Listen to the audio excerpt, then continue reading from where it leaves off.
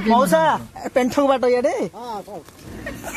Hello भाई नमस्कार जय जगन्नाथ जय माँ Durga welcome back to my mini blog. तो आम पथ दर्शक आम नन्ना आम लितु नाना हजबैंड तो सी आमको नहीं जाऊँ पेंठ को चिलिका पेंठ को। तो पेंठ भितर केते प्रकार माछ कौन आम तो पूरा एक्साइटेड अच्छु चलते देखिए पेंठ भितर ये तो सब आस मत्स्यजीवी मैंने अरे ना से मो भौणी तो एम पूरा माछ कंकड़ा देखापी पूरा एक्साइटेड।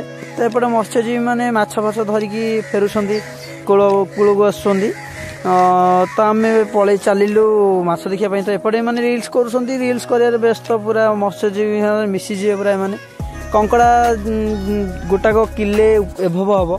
तो पचारू केते टंका बोली से कहले 1200 टंका। तो एपटे आम देख कंकड़ा बाइणी मैंने कंकड़ा न देखिले मैंने न चले। तो कंकड़ा देखा देखी सरला माछ फाछ जहाँ देखीदेलु तो फाइनाल आम पलि आसलु बाहर पेंठ भितर बाहर की नाना और झील को टाटा करदेलु फाइनाल आसिक खोर्धारे पहुंची गलु।